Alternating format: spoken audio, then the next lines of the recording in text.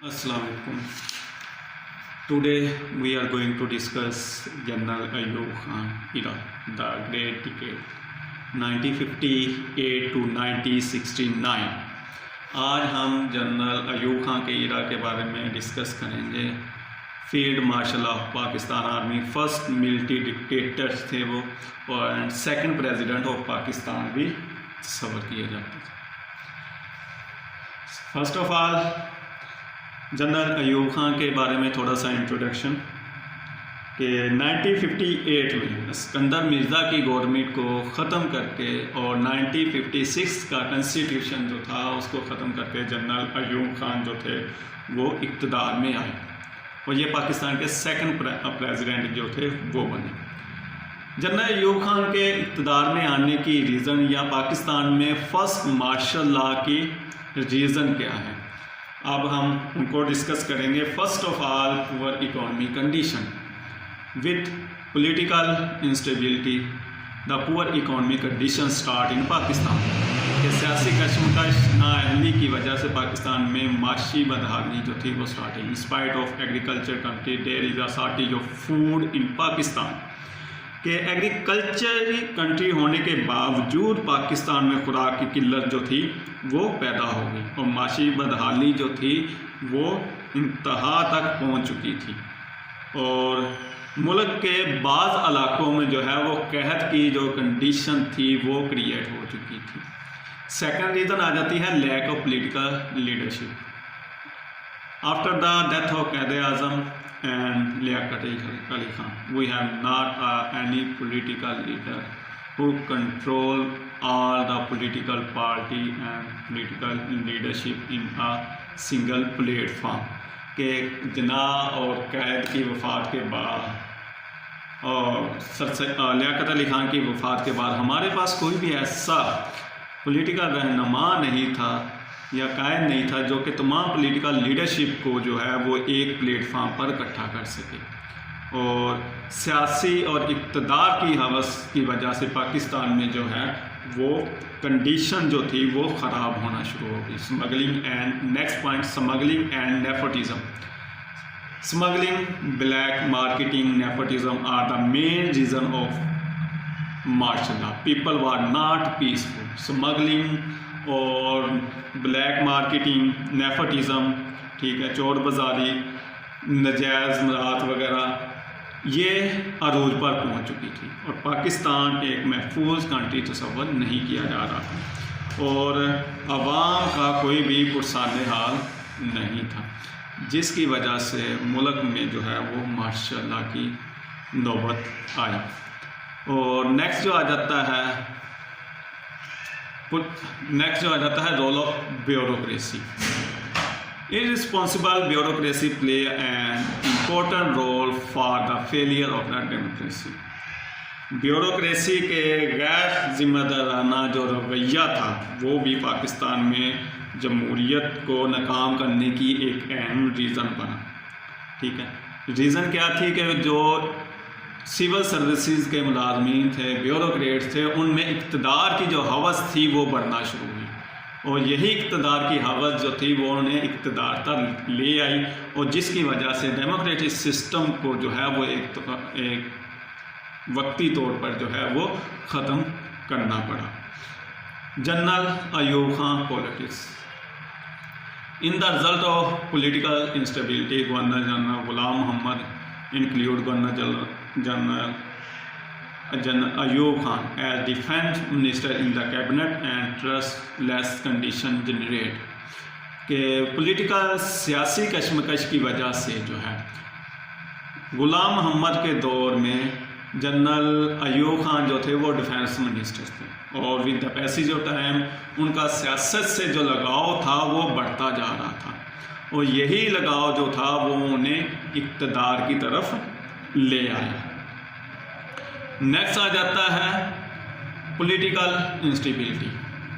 During 1953 to 1958 we have change to governor general and 1947 to 1958 we have 7 change we have change 7 prime minister and 4 governor general. کہ اس پہلے جو 11 سال تھے اس میں پاکستان نے 7 وزیر اعظم چینج کیے اور 4 گورنر جنرل چینج کیے، جس کی وجہ سے اقتدار کی ہوس کی خاطر اتنی زیادہ جو چینجنگ تھی وہ سیاسی نظام کو بہتر طور پر نہ چلا سکی. تو یہ تمام کی تمام ریزن جو تھی وہ مارشل لاء کو دعوت دینے کے مترادف تھی، اور اسی کنڈیشن کو دیکھتے ہوئے جنرل ایوب خان جو تھے وہ اقتدار میں آئے. اقتدار میں آنے کے بعد سب سے پہلے انہوں نے ملک میں ڈیموکریسی سسٹم کو بحال کرنے کے لیے جو ہے وہ بیسک ڈیموکریسی سسٹم انٹروڈیوس کروایا، جو کہ 1959 میں کروایا. یہ ایک بیسک ادارہ تھا جس کا مقصد جو تھا وہ اقتدار کی منتقلی جو ہے وہ عام آدمی تک پہنچ سکے، نچلے طبقے تک پہنچ سکے، کیونکہ پاکستان میں فیوڈل سسٹم تھا اور اقتدار جو تھا وہ چند لوگوں کے ہاتھ میں تھا. جنرل ایوب خان یہ چاہتے تھے کہ اس میں عام پرسن جو ہے وہ بھی انوالو ہو سکے، اور 1962 کنسٹیٹیوشن کے مطابق کے تحت اس میں جو ہے وہ مختلف نمائندے جو تھے وہ منتخب کیے گئے. اب ہم ڈسکس کریں گے what are the stages of basic democracy system. There are 5 basic stages of basic democracy system. سب سے پہلے جو ہے وہ union council, second tehsil council, third district council, 4 divisional council and last one provincial advisory council. First of all union council, it is the basic stage of basic democratic system. یہ ایک بنیادی stage تھی اور پہلی اسٹیج تھی. It is called union council for village area and union committee for the city area. کہ گاؤں سطح پر اس کو یونین کونسل کا نام دیا گیا تھا اور دیہی سطح پر اسے یونین کمیٹی کا نام دیا گیا تھا، اور جہاں پر جو ہے وہ 1000 سے لے کر 1500 تک کی عوام تھی وہ اپنا نمائندہ منتخب کرتے تھے، اور اس نمائندے کو جو ہے وہ بی ڈی ممبر کا نام دیا جاتا تھا. Their duty is to retain maintenance health light system birth and death record. کہ اپنے علاقے کے اندر صفائی، روشنی کا انتظام، پیدائش اور اموات کا جو ریکارڈ ہے وہ محفوظ رکھنا ہے. سیکنڈ نمبر پہ آ جاتا ہے tehsil council. In East Pakistan thana council and in West Pakistan called tehsil council was the second stage. کہ ایسٹ پاکستان میں اسے تھانہ اور ویسٹ میں اسے تحصیل کونسل کا نام دیا گیا. Its chairman called divisional officer, اور اس کا جو چیئرمین ہوتا تھا اس کو ڈویژنل آفیسر کا نام دیا گیا. It include government servant and union council member. کہ اس میں یونین کونسل کے ممبر بھی ہوتے تھے اور کچھ گورنمنٹ جو سرونٹ تھے وہ بھی انکلیوڈ ہوتے تھے. ٹھیک ہے، اور ان کی جو ڈیوٹی تھی وہ اپنے علاقے میں تعلیمی اور معاشی اکانومی جو اسٹریٹجیز ہیں ان کو واضح کرنا تھا. نیکسٹ ون آ جاتا ہے district council. On district level, it is established and it had called Deputy Commissioner. District level پر یہ ادارہ قائم تھا اور اس کا جو ہیڈ تھا وہ ڈپٹی کمشنر کہلاتا تھا، اور it has representative in all union council and union committee and town committee of a district. اس میں ایک ضلع کے اندر جتنی بھی یونین کونسل، تحصیل کونسل کے جو چیئرمین تھے وہ اس میں انکلیوڈ ہوتے تھے، اور اس میں 50% جو لوگ تھے وہ سرکاری اور 50% جو تھے غیر سرکاری ہوتے تھے. اور اس کا جو کام تھا it duty was to perform different duty. یہ مختلف قسم کی جو ڈیوٹیز تھی وہ پرفارم کرتے تھے، جس میں اپنے ضلع کے اندر جو ہے ہاسپٹل وغیرہ بنانا، ایجوکیشن انسٹیٹیوشن جو تھے وہ قائم کرنا، مختلف جو ڈیسیزز تھی ان کے کنٹرول کے لیے واٹر سپلائی، پانی کی رسائی جو ہے وہ لوگوں تک آسانی سے پہنچانا، وہ ڈسٹرکٹ کونسل کا کام تھا. اس کے بعد آ جاتا ہے division council, establish at division level and head called deputy commissioner. یہ ڈویژن لیول پر ادارہ قائم تھا اور اس کا جو سربراہ تھا وہ ڈپٹی کمشنر کہلاتا تھا. اور اس میں ڈویژنل کونسل میں جو ہے وہ ایک ڈویژن کے اندر جو ہے تمام union council, union committee, district committee کے جو نمائندے تھے وہ اس میں شامل ہوتے تھے، اور اس کونسل میں سرکاری نمائندے جو تھے، ممبر جو تھے، وہ بھی منتخب کیے جاتے تھے، میننگ کہ اس میں گورنمنٹ اور نان گورنمنٹ ممبر دونوں انکلیوڈ ہوتے تھے، ٹھیک۔ اور ان کا جو ہیڈ ہوتا تھا وہ ڈپٹی کمشنر کہلاتا تھا، اور وہ اپنے ڈویژن کے اندر جتنے بھی معاملات ہوتے تھے یا ڈسٹرکٹ، تحصیل، یونین کمیٹی کے جتنے بھی ورک ہوتے تھے ان کے آرڈر ایشو کرنا یا ان کی مانیٹرنگ کرنا ڈویژن کونسل کا کام تھا۔ اس کے بعد آ جاتا ہے ڈسٹرکٹ ایڈوائزری کونسل، جس میں صوبائی مشاورتی کونسل، اس میں تمام ڈویژن کونسل کے ممبر جو تھے صوبائی لیول پہ ہوتی تھی، وہ گورنر کے متحد جو تھے وہ کام کرتے تھے، اور صوبائی لیول پہ تمام ڈسٹرکٹ کو کنٹرول کرنا اور ان کو جو ہے وہ مختلف قسم کی ریفارم یا فنڈ یا اپنے علاقے کی فلاح و بہبود کے لیے کام کرنا، اور ان کی پرفارمنس جو تھی وہ پریزیڈنٹ تک پہنچانا، اعلیٰ سطح پر پہنچانا اس کا کام تھا۔ تو یہ بیسک ڈیموکریسی سسٹم کے کچھ سٹیجز تھی۔ اس کے بعد اس ایرا میں جنرل ایوب خان کے ایرا میں جو ہے وہ سندھ طاس ایگریمنٹ ہوا، انڈس واٹر ٹریٹی، ٹھیک ہے۔ The agreement was solve to problem the water between Pakistan and India, کہ پاکستان اور انڈیا کے درمیان پانی کا جو مسئلہ تھا اس کو سالو کیا گیا، اور اس پرابلم کو سالو کروانے کے لیے جو ہے وہ ورلڈ بینک نے بہت اہم کردار ادا کیا۔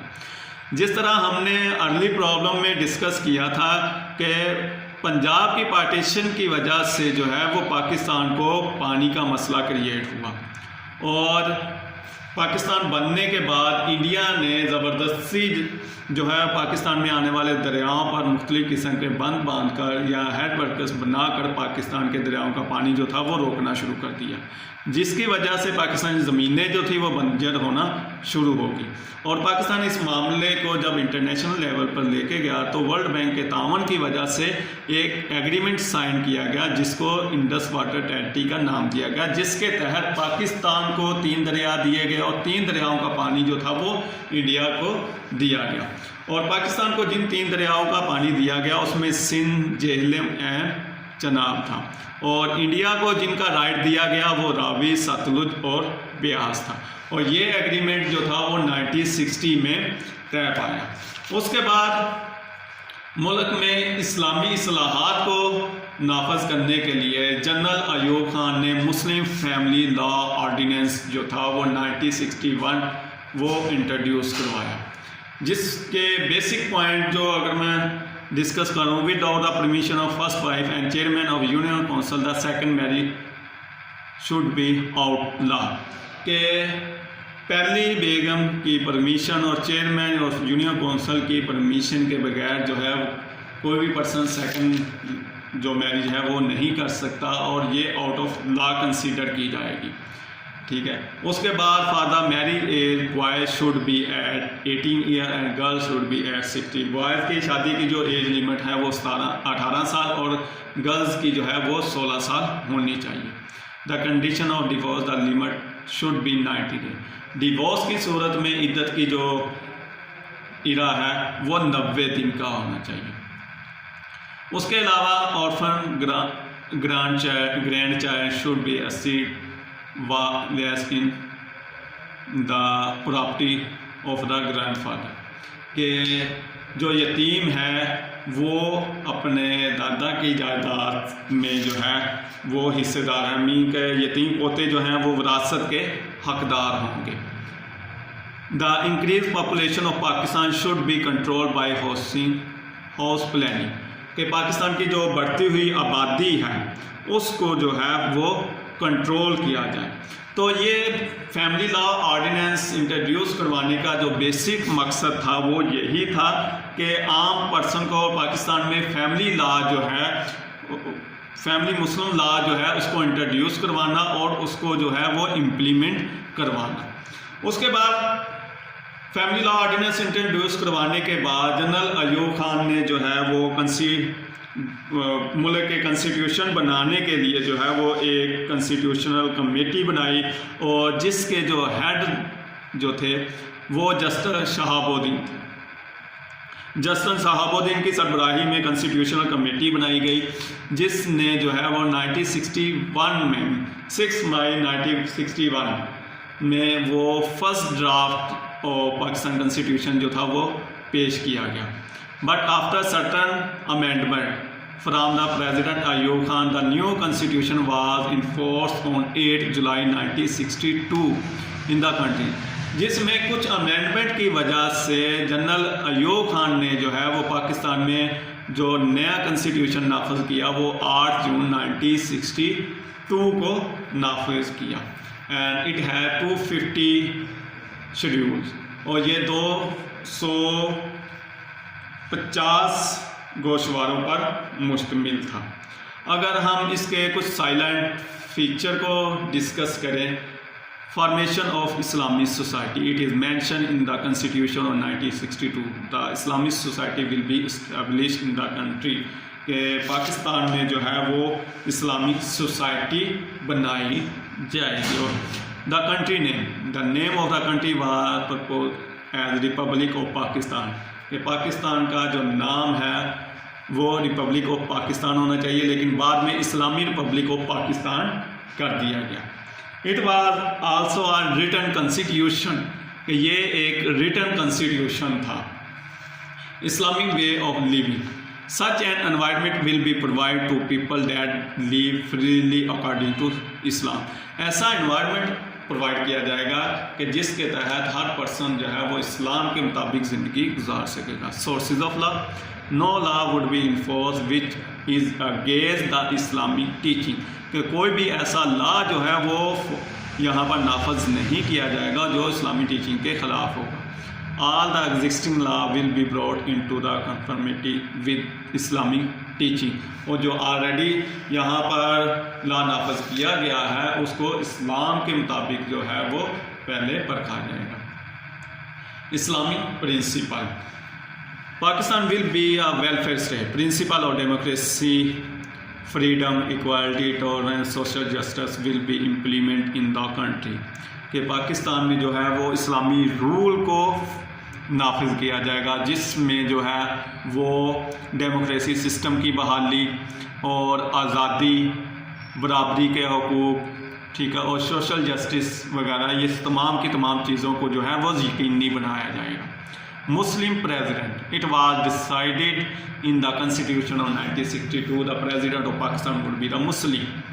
Unity of the Islamic world, it was mentioned in the constitution that government should be given a special attention toward the unity of Islamic world، کہ گورنمنٹ اسپیشل فوکس کرے گی کہ اسلامی دنیا سے جو ہے وہ تعلقات کو بڑھایا جائے۔ Protection of the minority, rights of the minority will be fully protected in the country, کہ پاکستان میں جو منورٹی کے رائٹ ہے وہ مکمل طور پر ہونے چاہیے، ان کو مکمل تحفظ فراہم کیا جانا چاہیے۔ Teaching of the holy Quran, the Quranic and Islamic teaching will be made compulsory for a Muslim, قرآن مجید کی اور اسلام کی تعلیمات جو ہے وہ ملک میں لازمی طور پر ہونی چاہیے۔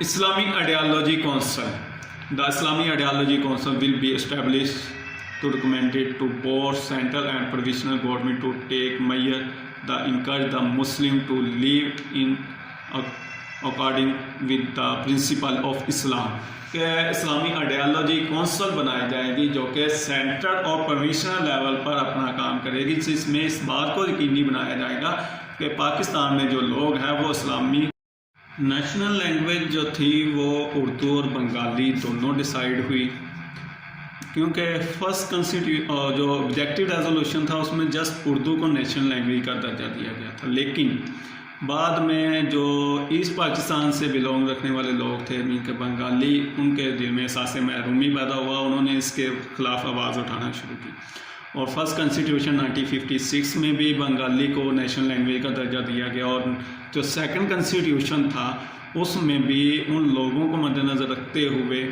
جو ہے وہ پاکستان کی نیشنل لینگویج جو تھی وہ اردو اور بنگالی دونوں کو ڈکلیئر کیا گیا۔ Cancellation of constitution 1962. President Ayub Khan resigned on 25 March 1969 in the regard of public movement against his government. کہ جنرل ایوب خان نے 25 مارچ 1969 کو عوامی دباؤ کی وجہ سے اور احتجاج کی وجہ سے جو ہے وہ اپنے عہدے سے استعفیٰ دیا، اور اس وقت commander in chief general Yahya Khan نے ملک میں جو ہے وہ مارشل لا امپوز کیا اور اقتدار جو تھا وہ خود سنبھالا، اور یہ جو سیکنڈ کنسٹیٹیوشن تھا پاکستان کا وہ ختم کر دیا گیا، اور یہاں پر سیکنڈ مارشل لا جو تھا وہ جنرل یحییٰ خان نے لگایا۔ اور اس طرح یہ جو ایرا تھا وہ یہ جو کنسٹیٹیوشن تھا یہ تقریباً 7 سال اس ملک میں نافذ العمل رہا۔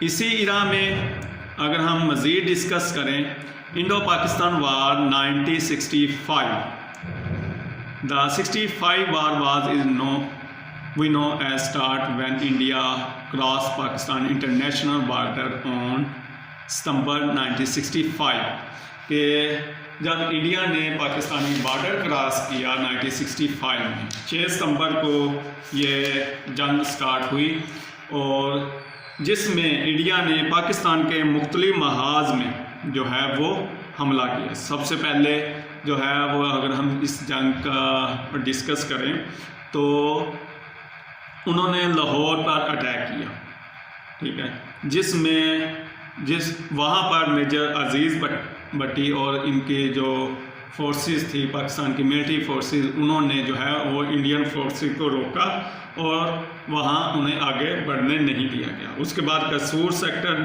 میں انہوں نے حملہ کیا، قصور کے علاوہ پھر قصور اور لاہور میں ناکامی کے بعد جو ہے وہ انڈیا نے جو ہے سیالکوٹ ڈویژن میں حملہ کیا، اور یہ دنیا کی سب سے بڑی ٹینک وار بھی تصور کی جاتی ہے، کہ جس میں چگنڈا پر جو ہے سیالکوٹ کا علاقہ چگنڈا پر انہوں نے اٹیک کیا، لیکن اس میں بھی پاکستانی فورسز نے اپنے سے کئی گنا بڑی جو فورس تھی اس کو شکست دی، اور اسی تمام کنڈیشن سے گھبرا کر جو ہے وہ انڈین فورسز نے ایٹ لاسٹ راجستھان کی طرف اپنی جنگ کا جو رخ تھا وہ موڑا، اور راجستھان پر قبضہ کرنے کا ان کا جو عزم تھا وہ حیدرآباد پر قبضہ کرنے کی خواہش تھی ان کی۔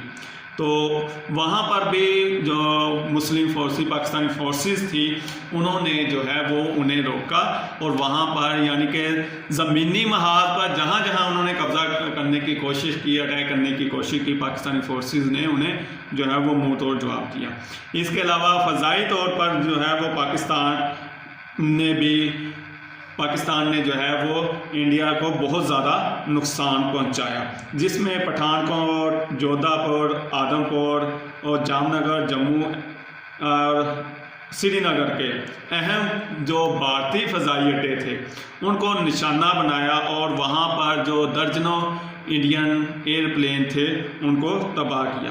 اور فضائی جنگ میں پاکستان کے پاس ایک بہت ہی اہم ریکارڈ ہے، جس میں پاکستان کے ایک بہت ہی عظیم پائلٹ ایم عالم، جنہوں نے جو ہے وہ انڈیا کے جو ہے وہ 5 طیارے جو تھے وہ تباہ کیے۔ تو بحری جنگ میں بھی پاکستانی فورسز نے جو ہے وہ انڈین فورسز کو بہت زیادہ نقصان پہنچایا، اور ایٹ لاسٹ اپنی بغلاہٹ سے گھبراتے ہوئے اور اس جنگ کو ہارنے کے خدشے کے عوض انڈیا جو تھا اس میٹر کو انٹرنیشنل لیول پر لے کے گیا، اور اقوام متحدہ کی کوششوں کی وجہ سے 23 ستمبر 1965 کو جو ہے وہ جنگ بندی کا اعلان ہوا، اور یہ ایگریمنٹ سائن ہوا کہ دونوں علاقے جو ہیں ملک جو ہیں وہ اپنی پہلے والی پوزیشن پر واپس ہیں۔ تو اس جنگ میں مسلمانوں کو واضح طور پر جو ہے وہ فتح حاصل ہوئی. جنگ کی بیسک اگر ہم ریزن ڈسکس کریں تو 62 میں انڈیا جو تھا وہ شکست کھا چکا تھا چائنا سے. اس سے پہلے انڈس واٹر ٹریٹی جو تھا، یہ جو معاہدہ تھا پانی کا، یہ بھی انڈیا کے لیے ناقابل برداشت تھا، جس میں ورلڈ بینک نے پاکستان کو سپورٹ کرتے ہوئے اس معاملے کو سولو کروایا. اور اس کے علاوہ کشمیر ایشو جو تھا، جو کہ شروع سے ہی پاکستان اور انڈیا کے درمیان ایک تنازع کی ریزن رہا ہے، تو ان تمام ریزن کو مد نظر رکھتے ہوئے بھارت کا جو ایم تھا وہ یہی تھا کہ ہم پاکستان پر اٹیک کر کے اس کے جو علاقے ہیں وہ اپنے قبضے میں کر لیں گے اور پاکستان کو جو ہے وہ دنیا کے نقشے پر ختم کر دیں گے. لیکن افسوس کہ ان کا یہ جو خواب تھا وہ پورا نہ ہو سکا.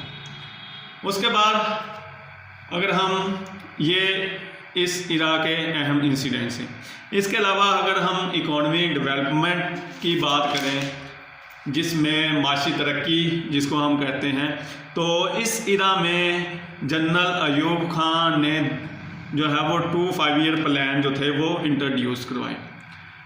5 ایئر پلان میں فرسٹ جو 5 ایئر پلان تھا اس میں جو ٹارگٹ طے کیے گئے وہ مندرجہ ذیل تھے.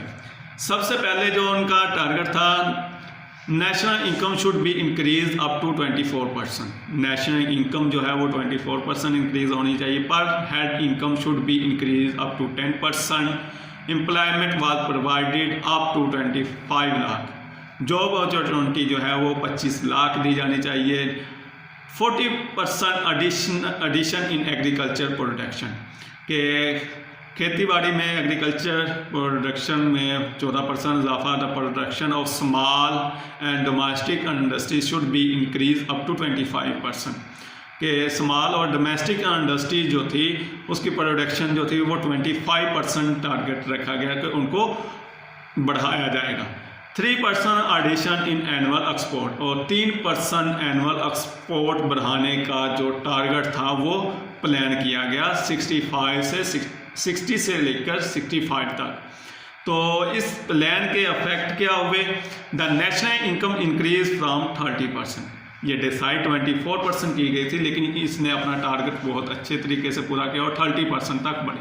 Annual income increase from 30%. The development of industry field increase up to 40%. Industrial development جو تھی وہ پاکستان میں اس ایرا میں 40% ہوئی. The development agriculture field increase 50%، اور ایگریکلچر فیلڈ میں جو ہے وہ 15% اضافہ ہوا. مین کہ یہ جو پہلا 5 ایئر پلان تھا جنرل ایوب خان کا، یہ بہت زیادہ کامیاب ہوا، اور اسی کامیابی کی وجہ سے اسی ایرا میں سیکنڈ 5 ایئر پلان انٹروڈیوس کروایا گیا، اور یہ پاکستان کا 3rd 5 year annual development plan تھا. اور اس 3rd 5 year annual development plan میں جو ٹارگٹ ڈیسائیڈ کیے گئے تھے وہ national development increase 35%. Per head income should be increase 20%. Employment was provided to 55 lakh. The age of industrial development should be increase 30%. کہ 13% جو ہے وہ انڈسٹریل ڈیولپمنٹ ہونی چاہیے. ٹھیک ہے. اور اس کے علاوہ 9.5% ایڈیشن ان ایکسپورٹ، اور 9.5% جو ہے وہ ایکسپورٹ میں اضافہ ہونا چاہیے. اور سیکنڈ 5 ایئر پلان کے جو ٹارگٹ تھے وہ اچیو کس طرح ہوئے؟ The expectation in export was up to 9.5 but it was only 7%. جو ایکسپیکٹیشن تھی ایکسپورٹ کے بننے کی وہ 9.5 تھی، لیکن وہ 7% ہی ہو سکی. دا ایگریکلچر پروڈکٹ جو تھی وہ 4.5 ہی بڑھ سکی. Industrial effort was only 9%. Industrial development جو تھی وہ صرف 9% بڑھ سکی. اس سیکنڈ 5 ایئر کی ناکامی کی ریزن کیا تھی؟ ناکامی کی بیسک ریزن تو یہ تھی کہ پاکستان اور انڈیا کے درمیان جو جنگ تھی وہ تھی. اس جنگ کی وجہ سے پاکستان کو زیادہ تر فوکس اپنا دفاعی شعبے کی طرف کرنا پڑا. اور سیکنڈ یہ کہ 1965 میں جب جنرل ایوب خان نے پریزیڈینشل الیکشن کروایا تھا، تو اس الیکشن میں جو ہے اس الیکشن کے بعد جو عوام کا جو اعتماد تھا وہ جنرل ایوب خان پر کم ہونا شروع ہو گیا۔